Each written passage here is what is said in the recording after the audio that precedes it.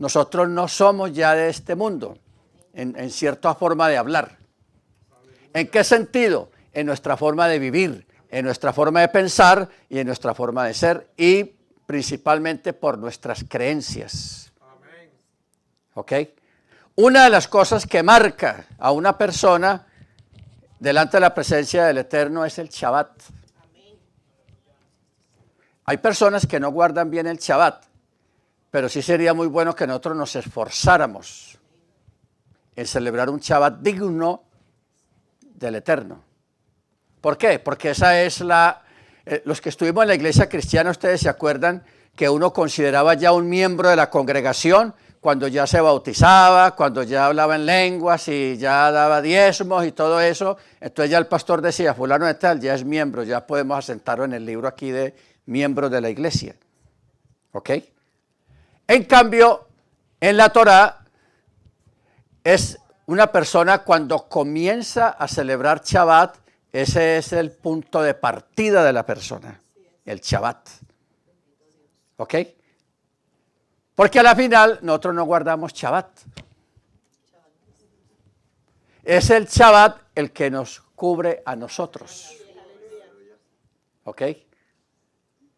Porque nunca debemos de ser como tan, de pronto la palabra rutinarios, en el sentido de que nos acostumbramos cada viernes a hacer la apertura del Shabbat y siempre eso, no, hacerlo bien, ponerle curi a la cosa, al Shabbat. Porque cuando uno entra al Shabbat, no es que el Shabbat entra entre uno, no, uno entra al Shabbat, cae bajo una cobertura del Ruach, de las promesas, de la palabra, de los ángeles. O sea, usted ve que ese canto que se llama Shalom Alejem, ¿se acuerdan? Es como, hay personas que no les gusta cantar esa canción porque piensan que se está invocando los ángeles y discusiones van y discusiones vienen, y eso es muy bueno también. Pero en el Shabbat, cuando usted está en un Shabbat, ahí alrededor de esa mesa, sea lo más sencilla o lo más exquisita que sea la mesa, pero ahí hay compañía de ángeles. O sea, hay ángeles extras ahí acompañándote en ese día sagrado, porque el Shabbat es un día sagrado. Bendito sea el nombre del Eterno. Entonces, entender todo esto, hermanos, en cuanto a quiénes somos. Si usted entiende esto, cuando usted vaya a salir por esa puerta o de su casa, usted ya no va a salir con la misma postura que usted sale comúnmente, cotidianamente, sino que usted va a salir, va a pisar fuerte, ¿ok? Pero también usted va a salir con esa seguridad, con esa convicción. Porque, hermano, nosotros, aparte de la fe, necesitamos convicciones. Nosotros sin convicciones no somos nada. Porque las convicciones se arrastran la fe. Entonces, si no tenemos convicciones, vamos a caer en una rutina sin sentido, sin forma, y que realmente eso es como perder el tiempo. ¿Quiénes somos nosotros? Somos el pueblo elegido.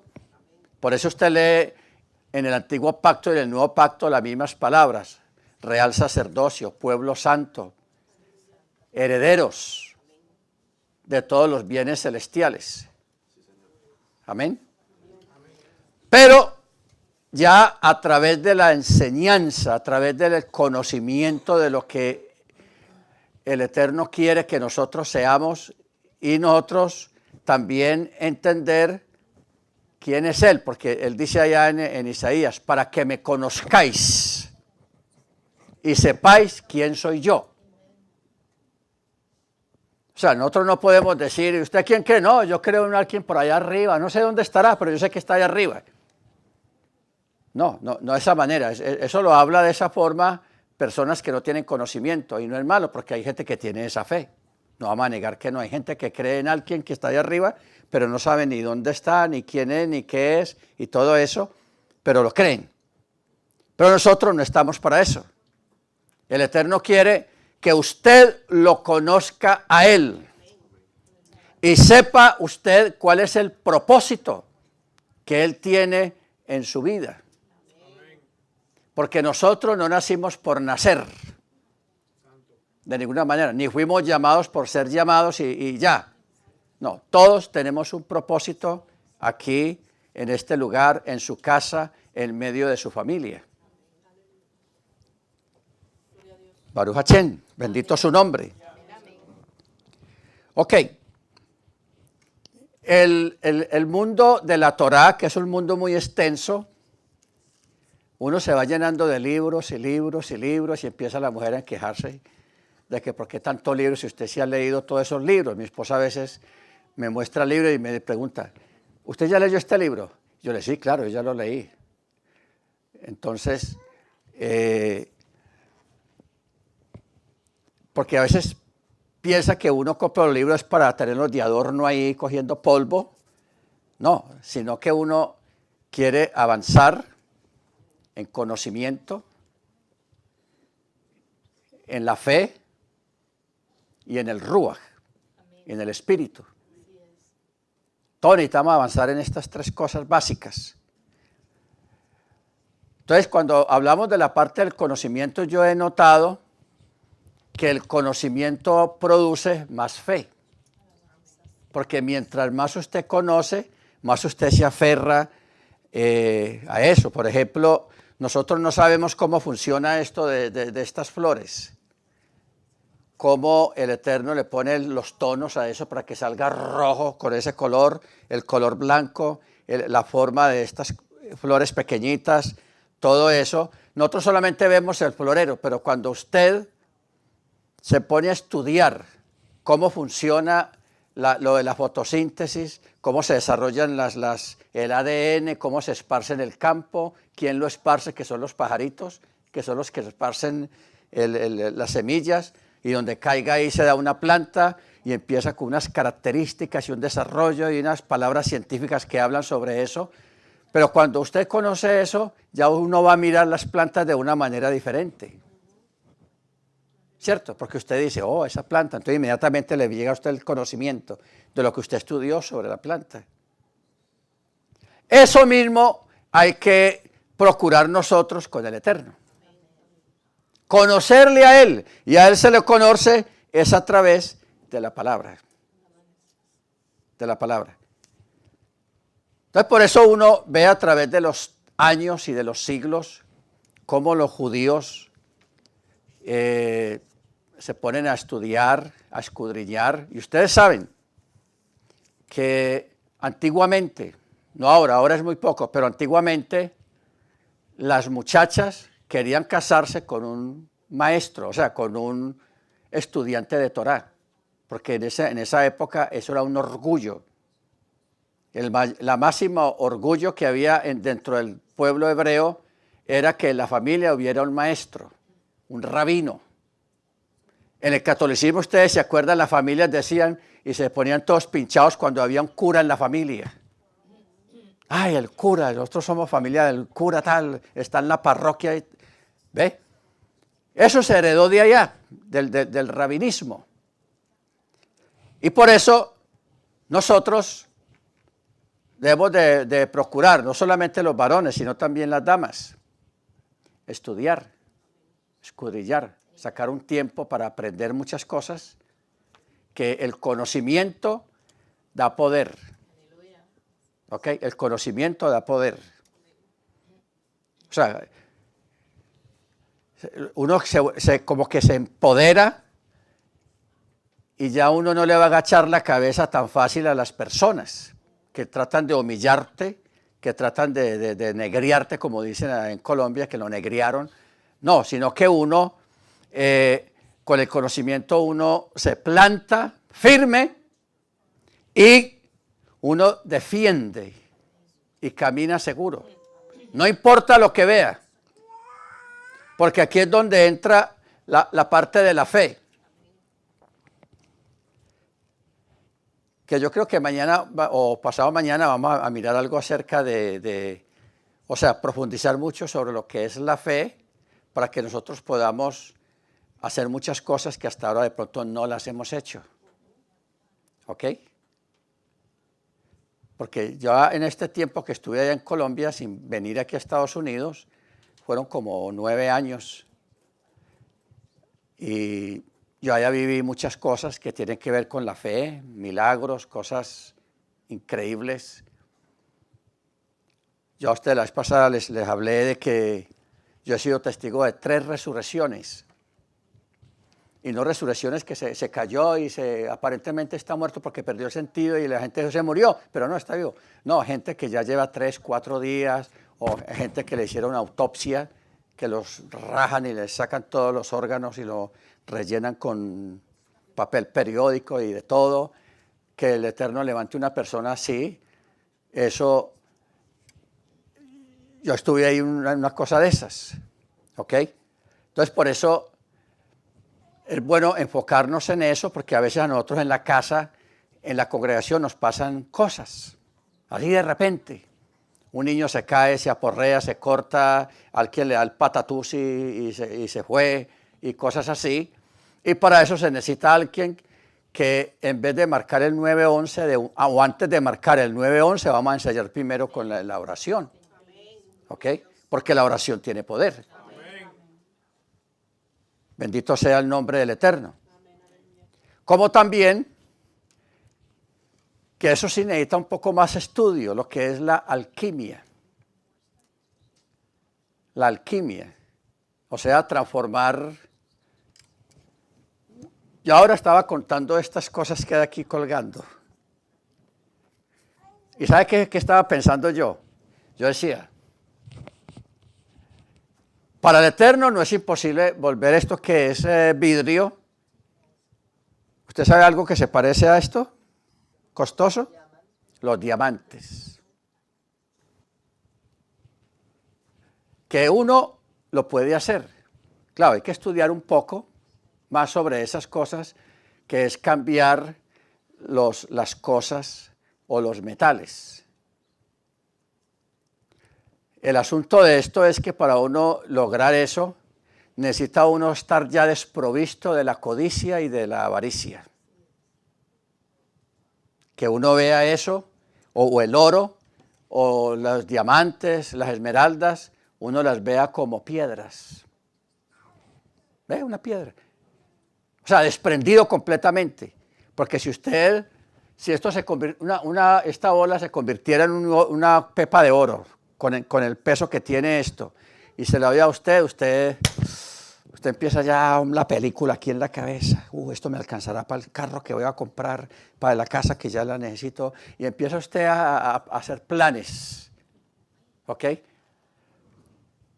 Pero uno, para lograr eso, hay que no ser así, sino más bien bendecir a otros.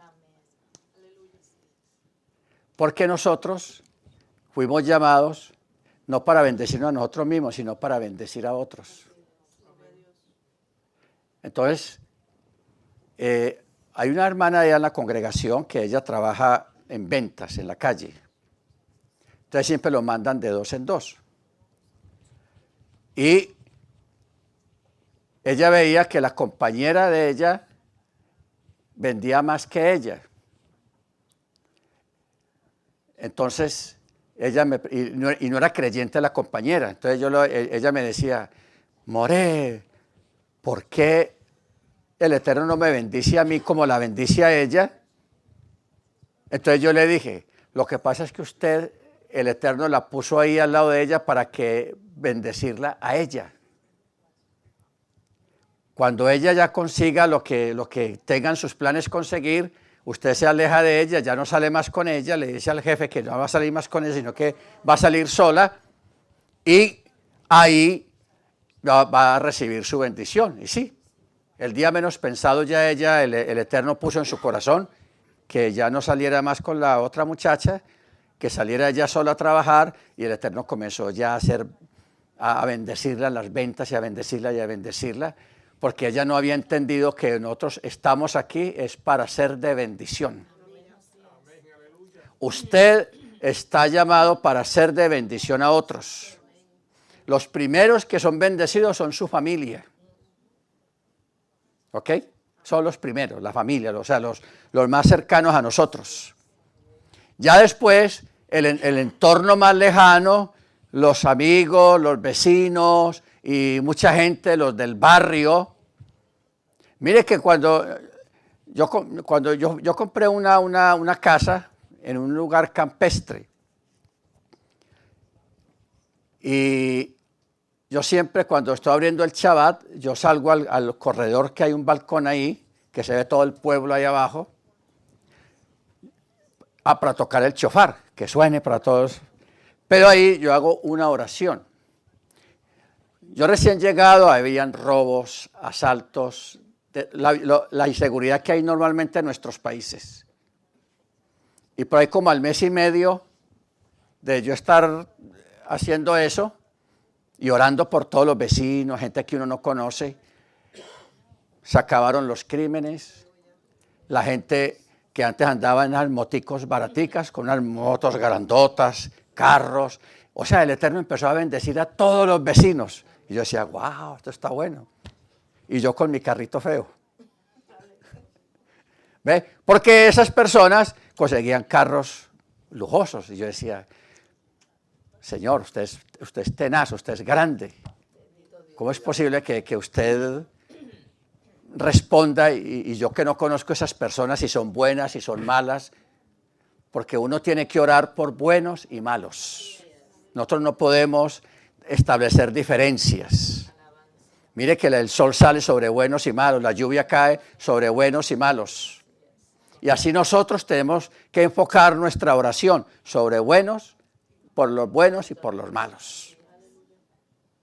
Comience usted a practicar esto, hermanos, y usted va a ver cómo la gente a tu alrededor empiezan a progresar, empiezan a haber menos enfermedades, empieza a ponerse seguro el sector donde usted vive, hay más seguridad, más tranquilidad, más shalom en las familias, y ellos no saben nada de eso, que eso es lo mejor. Y procure que ellos no sepan nada. Yo les digo a ustedes porque estamos aquí lejos, pero ellos no saben nada, ellos piensan que están de buenas, que tienen suerte, que ahora sí están despegando la aguja y todas esas cosas así, pero siempre es por causa de alguien que está orando. ¿Ok? Alguien que está orando, que conoce al Eterno y que entiende muchas cosas, porque eso es lo que nosotros necesitamos entender, esos detalles, ese tipo de cosas, en cuanto a saber quiénes somos y qué somos. Bendito sea el nombre del Eterno. Que a usted vaya a orar por enfermos a un hospital y que a usted lo boten de ese hospital porque todo el mundo se está curando y los cuartos están quedando vacíos y los médicos allá en el counter tomando tinto y conversando, porque no hay trabajo.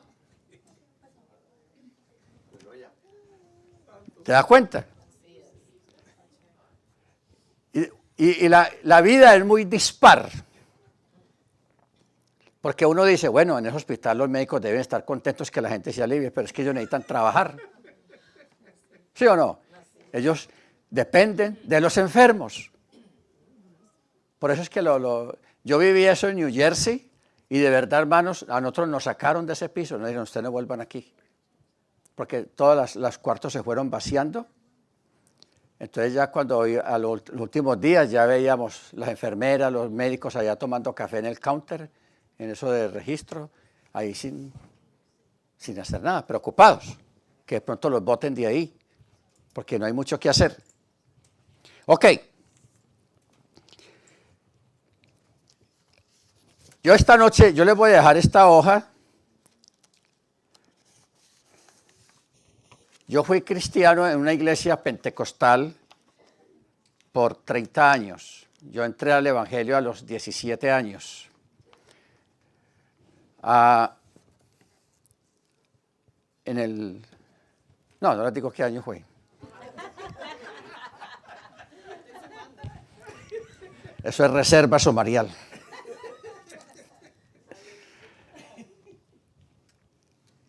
Pero yo prácticamente toda mi vida lo he pasado en el Evangelio. Y en todo este tiempo uno ve muchas cosas, vive muchas cosas y aprende uno a distinguir cómo es el accionar del Eterno, cómo hace Él las cosas. Porque hay un texto o un dicho que dice que el Eterno se mueve por senderos misteriosos, que así como el pájaro pasa volando y no deja huellas en el aire, así como el pez va nadando en el agua y no deja huella, no deja marca, y así como la serpiente se va sobre la roca y no deja huella, así es el Eterno cuando Él hace las cosas en la vida de las personas. ¿Ok? Entonces, yo ya estudiaba mucho y yo llegué a ser profesor de pastores en el área de la Florida y en las Carolinas.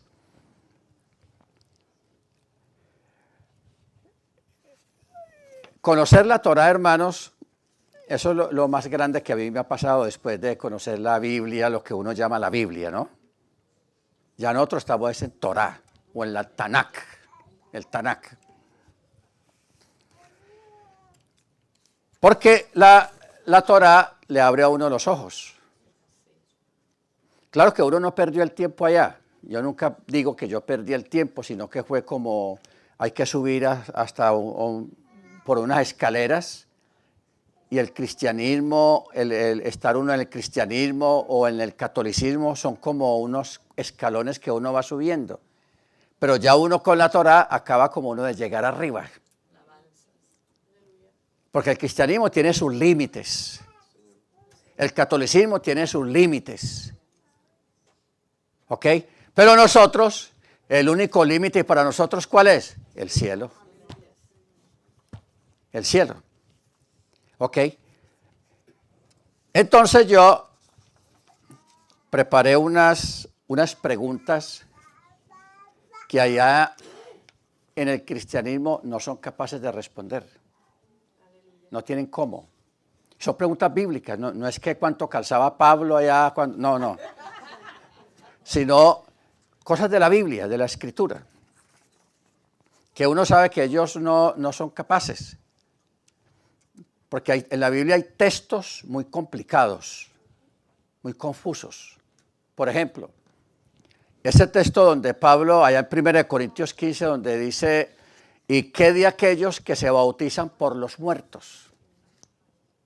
Entonces usted va donde un pastor allá y él lo manda a ayunar, pues mínimo lo manda a ayunar, para que el Señor le muestre, porque no tienen la respuesta.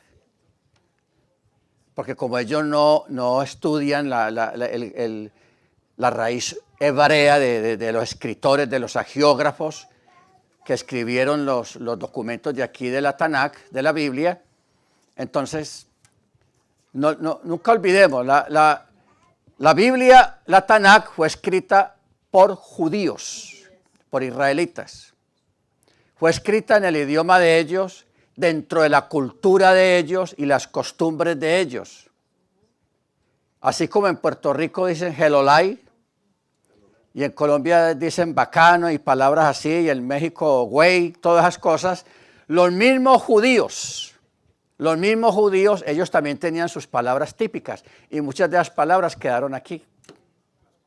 Por ejemplo, lo que es raca, esa palabra es una palabra como helolay, ¿no? Las palabras típicas que cada uno tenemos en nuestros países. Entonces, eso es bueno saberlo, porque si no vamos a la raíz y el ambiente en que se escribió la Escritura, no vamos a entender nada posiblemente. ¿Ok? Entonces, por ejemplo, de los que se bautizan por los muertos, en el cristianismo solamente hay un bautismo, en el catolicismo también solamente hay un bautismo. Y nosotros tenemos muchos bautismos, varios tevilot, varios.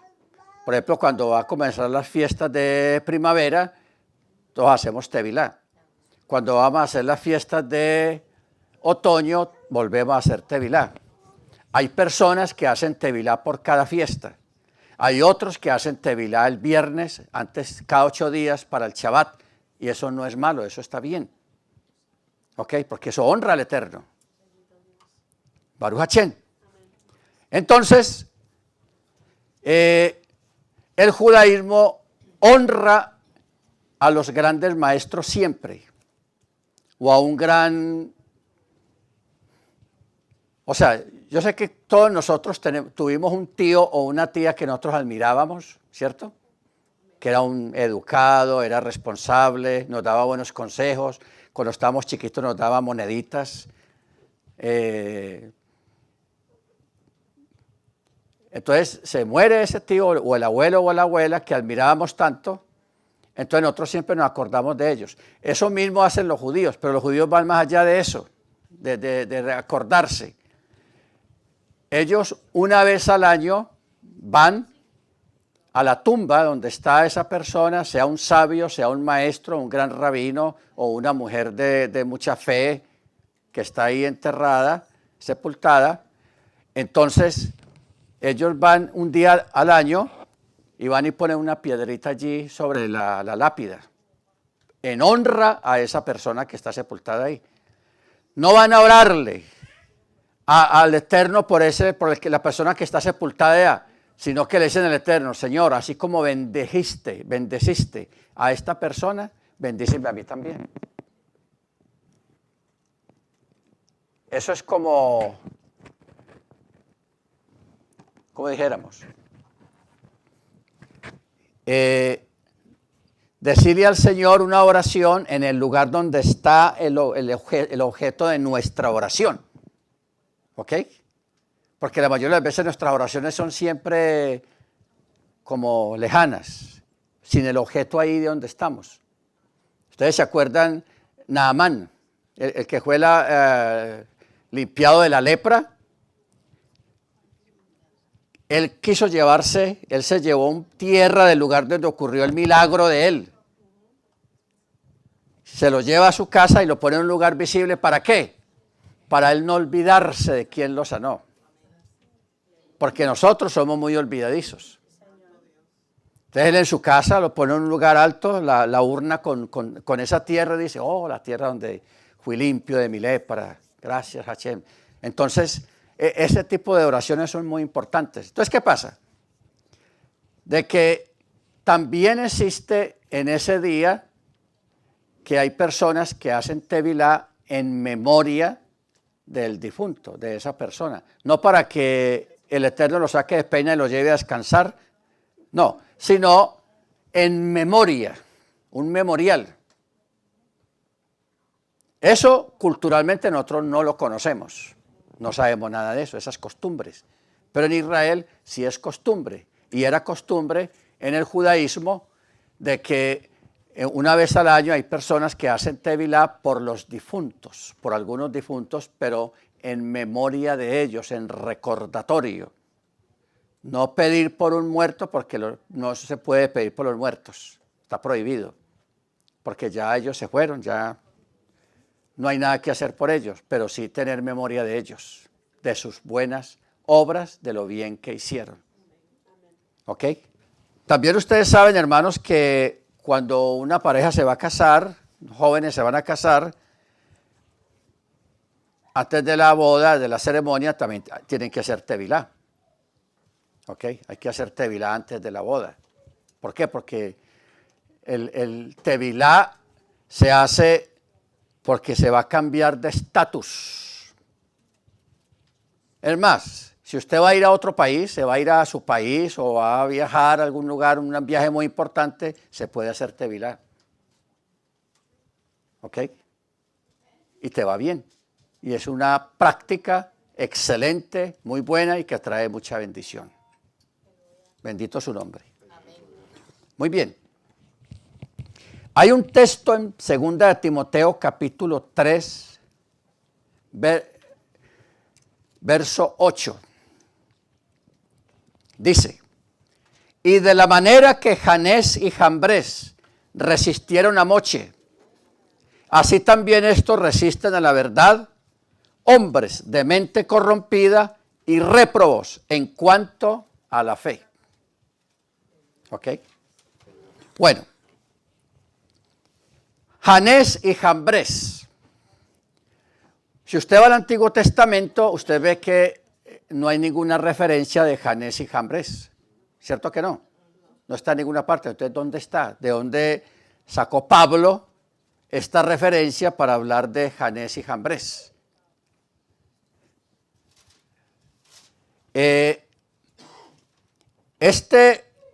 Esta palabra que Pablo dice de Janés y Jambres, que quienes resistieron a Moche, hay dos cosas. Primero, dos personajes que resistieron a Moche en la salida de Egipto, que no lo menciona por esos nombres, pero hace como referencia a ellos.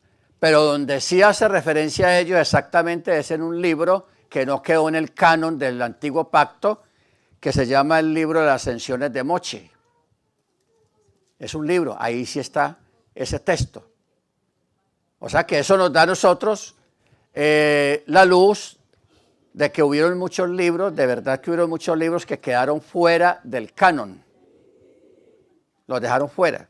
Pero el hecho de que hayan quedado fuera no quiere decir de que no hubieran sido inspirados, porque mire que el mismo Yeshua también mencionó muchas palabras, muchas frases sacados de estos libros que quedaron fuera del canon. ¿Ok? El otro. Libro de Judas 9 dice, mientras que el arcángel Miguel, cuando disputaba con el Hasatán, contendiendo por el cuerpo de Moche, no se atrevió a proferir juicio de maldición, sino que le dijo, el Señor te reprenda.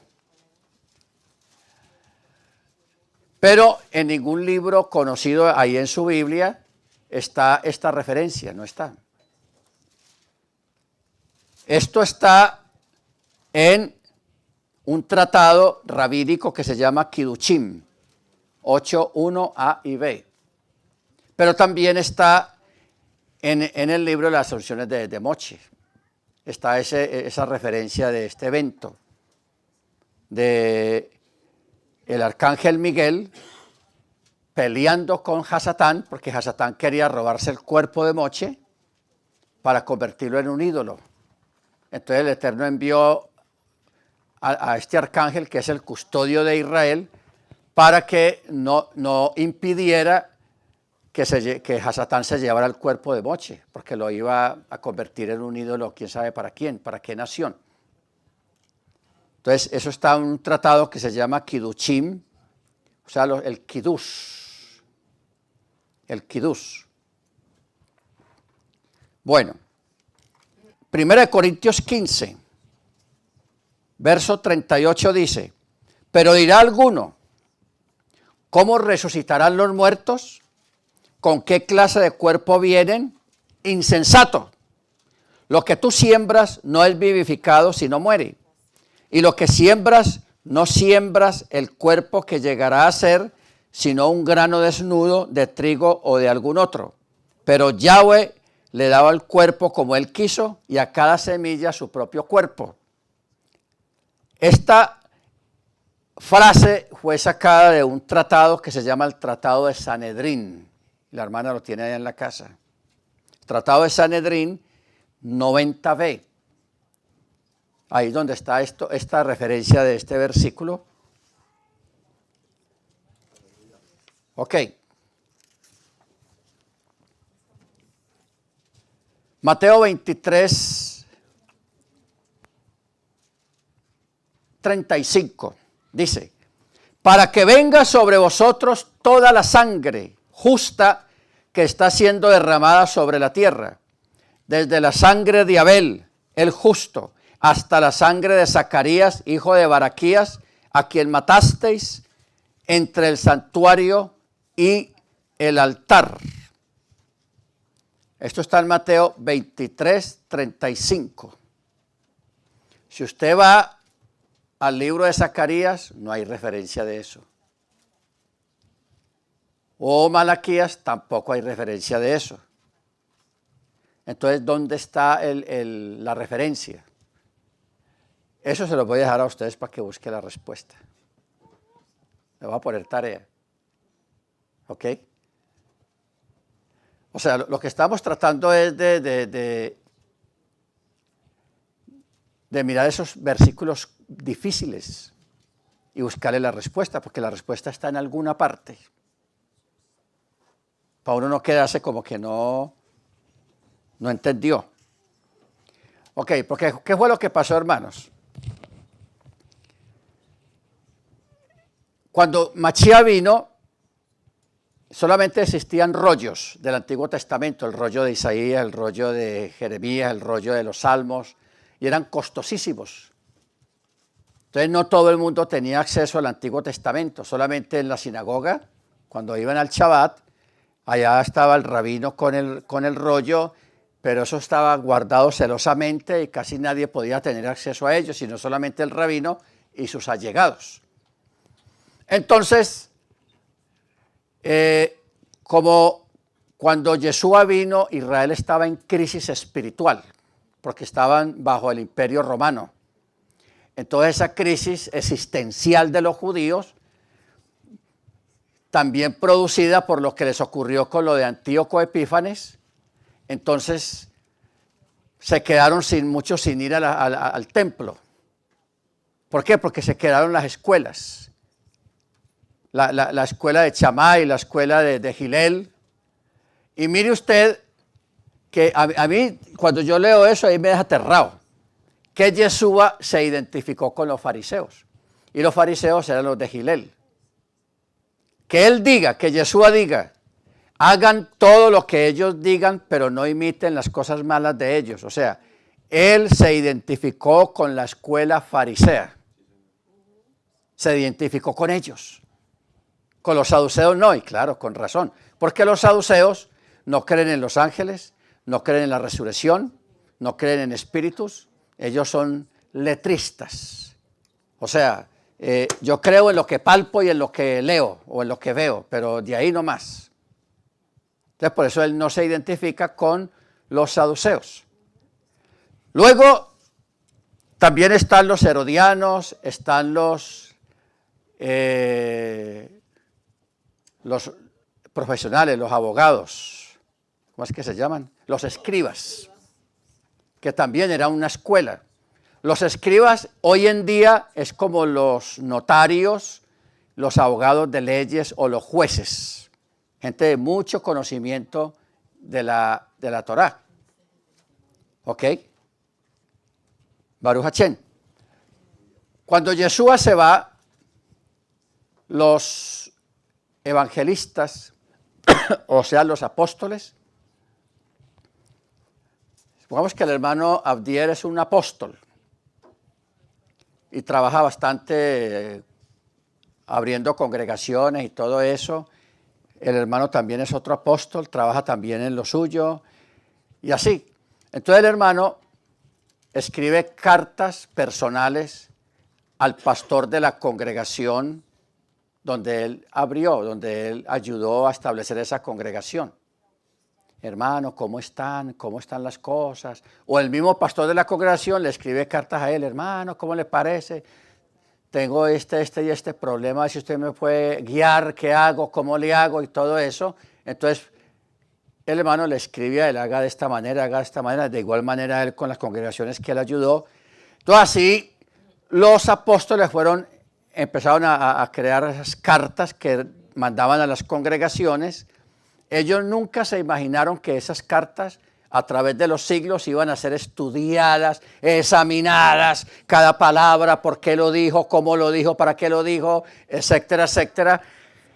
Y mire, hoy en día todavía habemos millones de personas que estamos estudiando concienzudamente estos escritos apostólicos, pero hay un problema. Hubieron otras cartas que se perdieron y cuando se organizó, porque los primeros que organizaron el canon del Nuevo Testamento fueron los creyentes, neotestamentarios.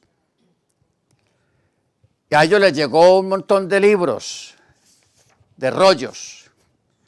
Entonces se reunieron varios expertos y empezaron a mirarlos todos y a decir, este sí, este no, este sí, este no. Entonces dejaron un montón de documentos muy importantes, inspirados por el Ruach HaKodesh, los dejaron fuera. Y solamente lo que tenemos aquí en el Nuevo Testamento, el Brit Hadashah, eso es lo que tenemos aquí, no más. Pero qué bueno haber conocido los escritos de Felipe, los escritos de la historia de Miriam. Yo les recomiendo que consigan la historia de Miriam. Yo creo que la hermana lo tiene y lo lean. Usted lee la historia de Miriam y ahí sí usted entiende los evangelios. Porque eso usted le abre el entendimiento. ¿Ves? ¿Por qué? Porque en ese documento está el proceso de cómo Joseph conoció a Miriam y quién era Joseph realmente, porque la Biblia y lo que hay escrito aquí en Mateo, Marcos, Lucas, Juan es muy corto el relato y los detalles.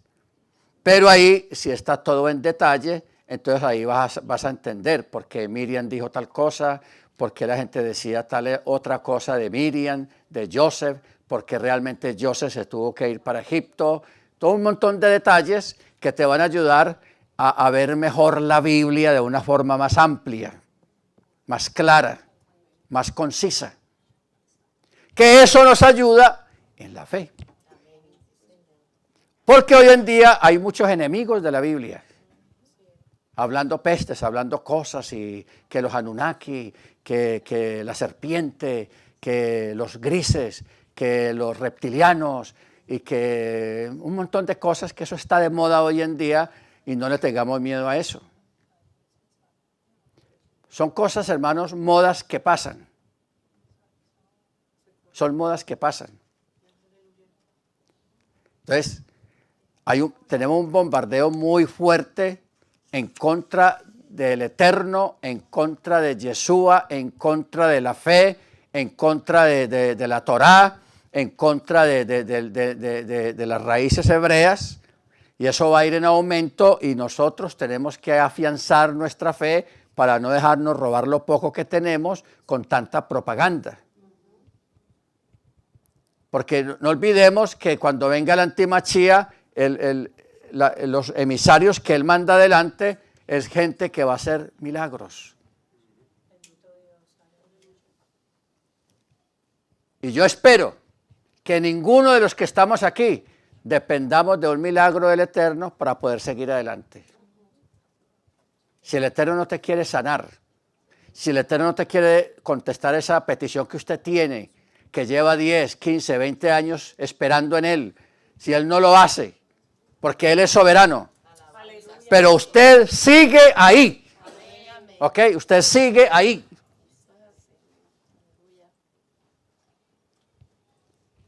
¿Por qué tenemos que afianzarnos en eso? Porque allá afuera nos acercamos a un tiempo en que va a haber gente, no sé si son evangelistas, políticos o médicos, lo que sea, que como se vaya a desarrollar eso, que van a levantar muertos, van a caminar sobre el agua, van a hacer que haya fuego de donde sea, van a hacer maravillas. Y el que no esté prevenido se va detrás de ellos. Entonces, por eso, hermanos, yo espero que usted no dependa de un milagro del Eterno, de una petición, para seguir en el camino de la fe. Muy importante eso. Porque si usted todavía depende de un milagrito para estar aquí, para celebrar Shabbat, tienes que salir de ahí. Estás trancado prácticamente. Estás trancado. Y de ese atranque hay que salir. Hay que salir de ese atranque. ¿Ok? Entonces, estos libros, documentos que dejaron afuera, se perdieron, los escondieron y solamente quedamos con lo que usted conoce en el Nuevo Testamento. ¿Ok? que aún con todo y eso tenemos fe en el Eterno. Pero con la ayuda del Eterno podemos que la hermana cualquier día le saque unas copias o algunas cosas del evangelio, de eso de la historia de Miriam, la infancia de Yeshua, la historia de Joseph. ¿Quién era Joseph? ¿Ok? De pronto tener acceso al libro de las Asunciones de Moisés. A mí me gustaría, yo no lo he podido conseguir. Una vez me mostraron, fue unas páginas nomás, y yo quería secuestrar a esa persona para que me las diera, pero... Yo lo tengo, hermano Loaiza. Ah, usted es la que van a secuestrar. Ok. Recuérdemelo para buscarlo y dárselo. Porque, hermanos, La asunción de Moshe. la asunción o las asunciones. La asunción. Bueno. Ahora, el Eterno creó unas técnicas para interpretar el texto.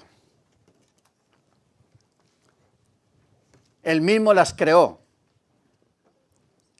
y están en la misma escritura. Por ejemplo, hay una técnica que se llama Kal Vajomer, en hebreo, Kal Vajomer. Kal Vajomer quiere decir de mayor a menor. ¿Ok? ¿Dónde encontramos eso en la escritura? Cuando dice, por ejemplo,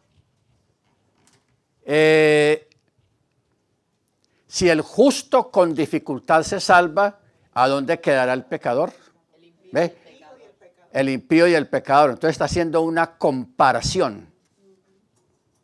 Ahasveros, cuando hubo la matanza de los judíos en Susa, la capital real, él dijo, en Susa los judíos han matado 500. ¿Cuántos habrán matado fuera de aquí de la ciudad?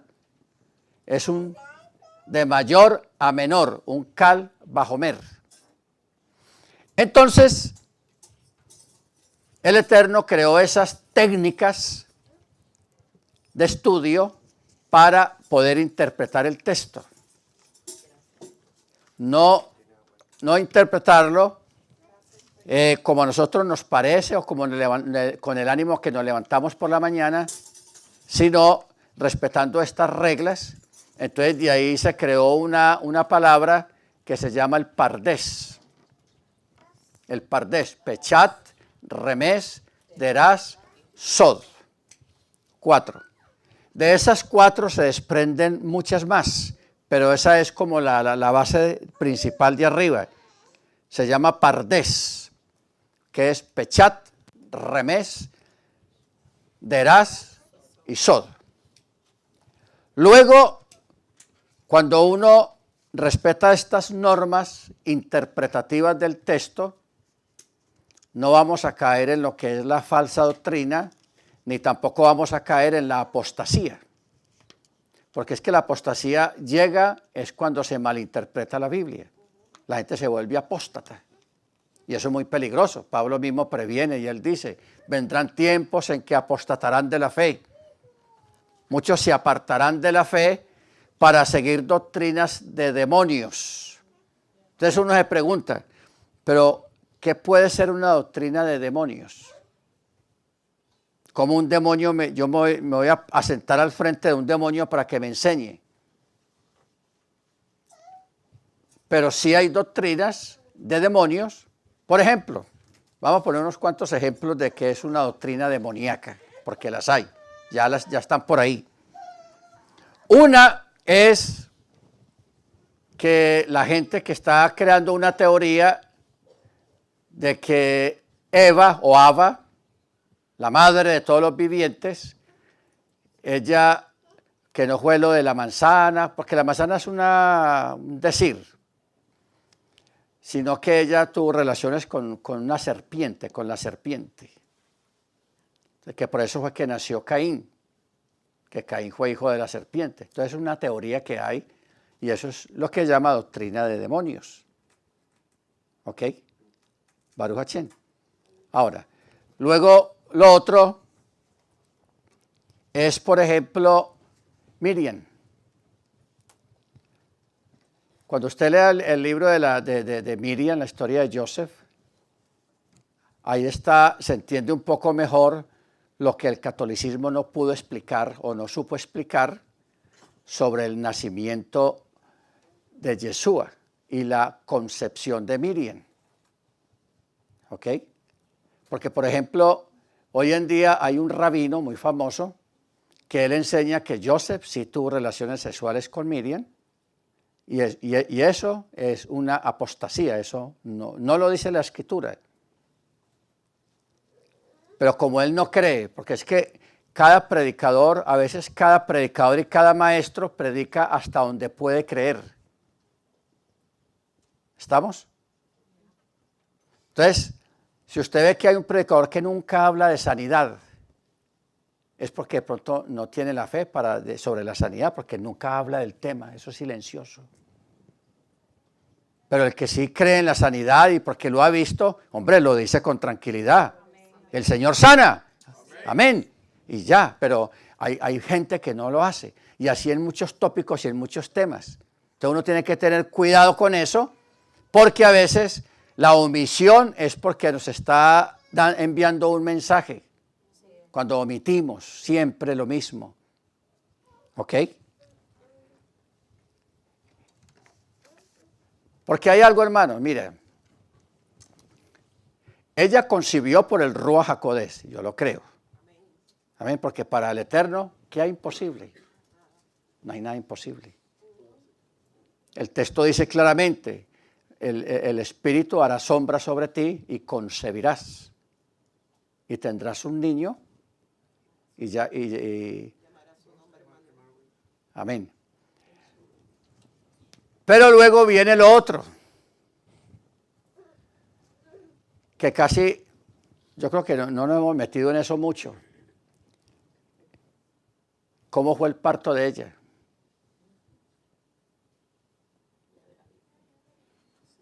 Está buena la cuestión, ¿cierto? ¿Ustedes qué dicen? ¿Parto natural?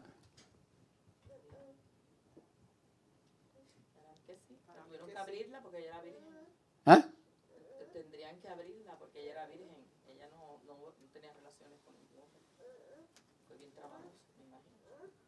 Fue cesárea entonces. No. El catolicismo creó la teoría de que ella siguió siendo virgen después del alumbramiento. Y luego, lo que dice la hermana, nosotros nos pegamos de un texto que dice que el niño fue presentado a los 8 días, pues le hicieron la circuncisión, porque era primogénito. Entonces el primogénito, cuando se habla de primogénito, se habla de aquel que abre brecha, así se le dice, el que abre brecha. Porque Yeshua abrió brecha 2 veces, llevándonos a nosotros a la fe y cuando Él nace.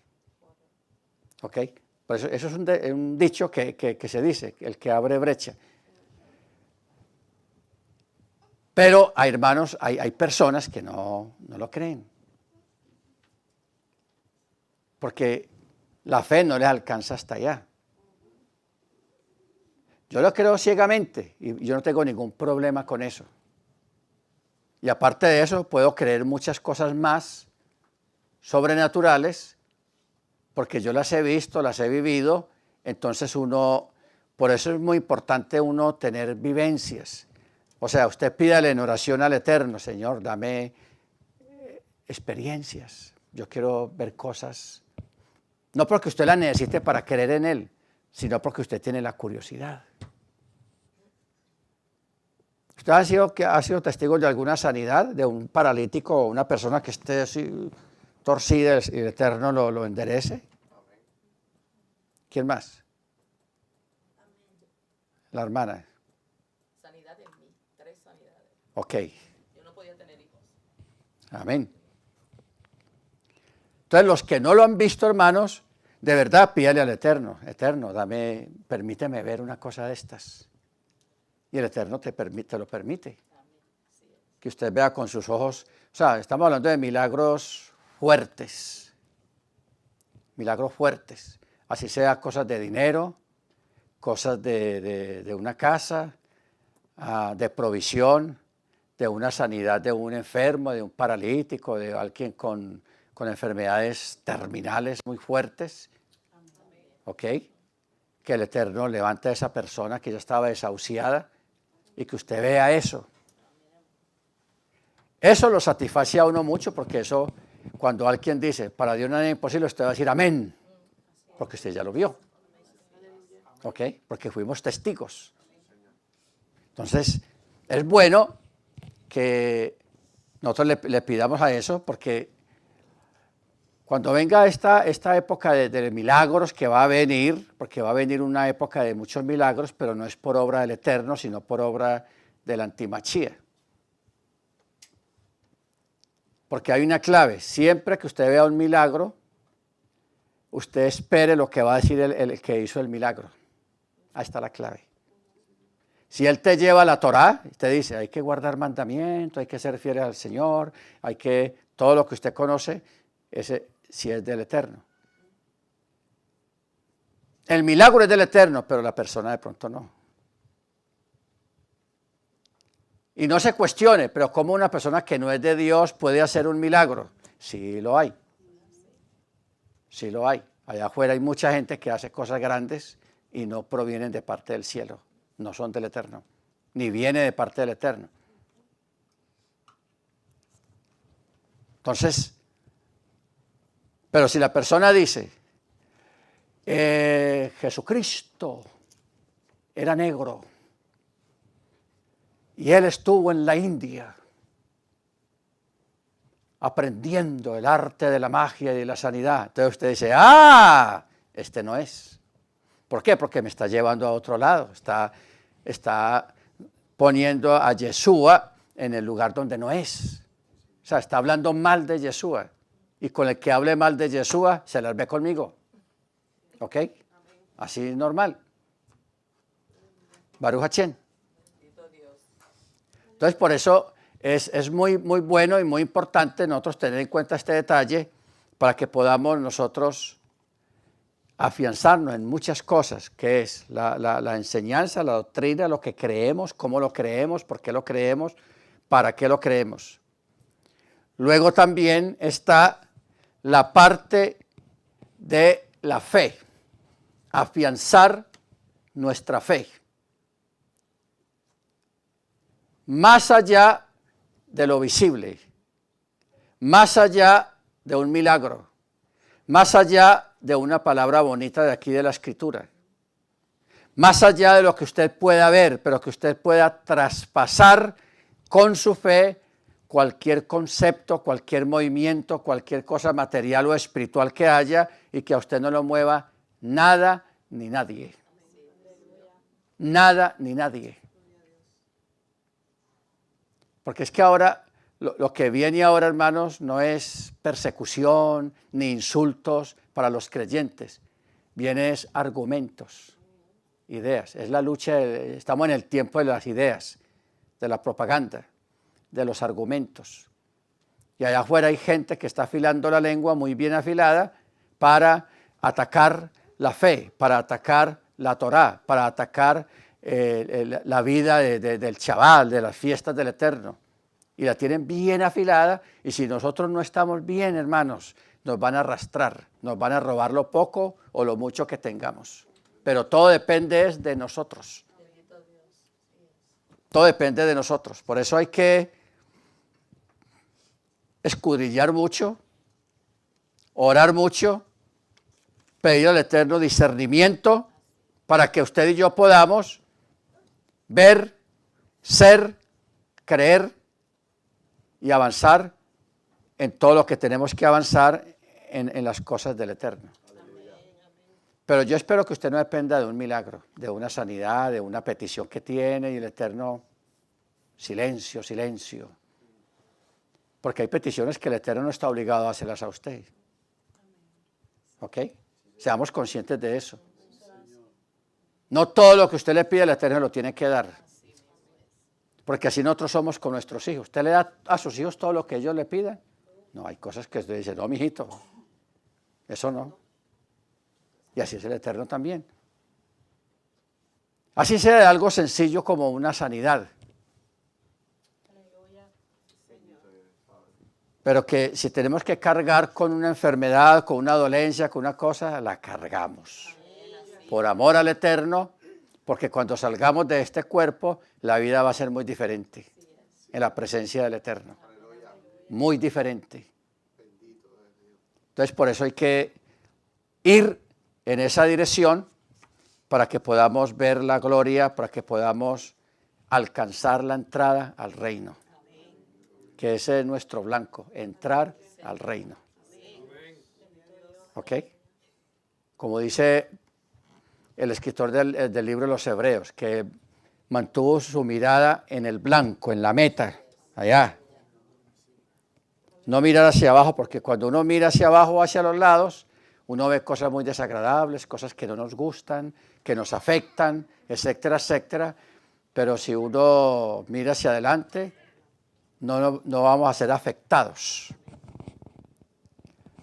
Yo practico una clave para que a mí no me afecte los malos actos de los hermanos, porque todos no somos iguales. Hay hermanos que son gravosos, hay hermanos que son maluquitos, criticones, todo lo critican, llegan tarde a todas partes, a veces vienen mal vestidos a un servicio que uno espera que vengan bien heavy, bien titinos, todo eso, y otros que son los criticones, en fin. Entonces, la palabra clave es esta.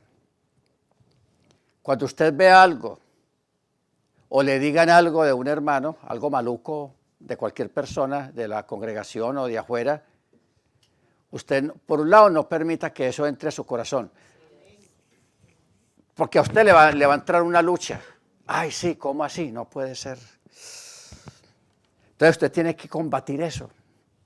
Y eso se combate pensando bien y lo mejor del hermano. Pensando bien o justificándolo.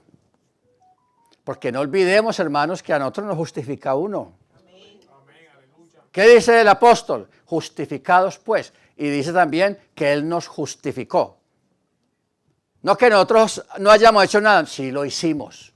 Mas sin embargo Él fue y trató de justificarlo. Decía, no, es que Él, un error o mal día o no estaba pensando en eso, no lo hizo adrede, no lo hizo porque quería, Él es buena persona, ella es buena persona, etc.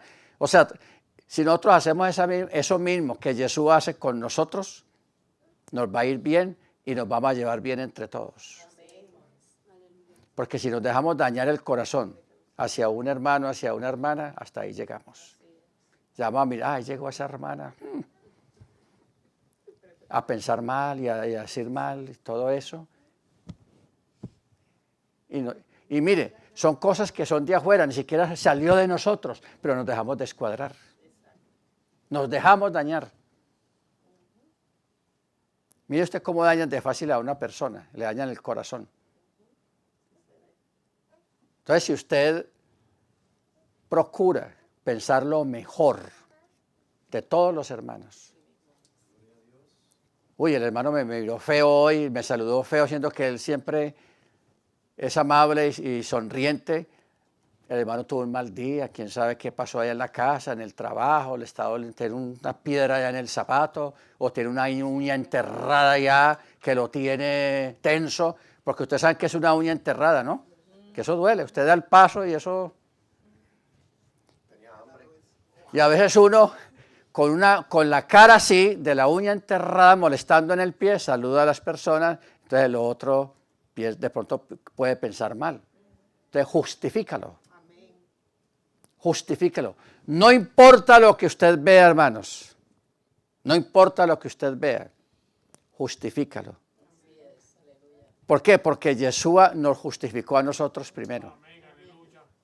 Mire usted qué hermoso eso. Él nos justifica. Usted sale de aquí, llega a la casa ahora a pelear con el marido porque no hizo lo que usted le dejó la nota ahí cuando se vino para acá, o a discutir con alguien y todo eso, bien maluco después de estar aquí aprendiendo y todo eso. Entonces, hay que justificar. No que seamos, ¿cómo es que se dice la palabra cuando uno mal enseña a los niños? Mala crianza. Malcriado. No malcriemos, sino más bien tomemos esa tónica, esa técnica de pensarlo mejor. Y usted va a ver que nos va a ir muy bien. Y no olvide que usted es alguien que lo justifica, porque varón perfecto no hay nadie. Usted puede salir de acá y le sacan el apellido allá en alguna situación que se presente en la casa, y usted se porta mal, insulta a su esposo o a su esposa o al niño o a la niña o al vecino o al trabajador o al amigo. ¿Y qué va a hacer el Eterno Yeshua allá arriba? Él te va a justificar. Él va a sacar la cara por usted, por eso que usted hizo. Si Él lo hace diariamente por nosotros, hermanos, ¿por qué nosotros no podemos hacerlo entre nosotros? Para que vivamos bueno y estemos bien los unos con los otros. Amén. Bueno, yo creo que ya vamos a parar.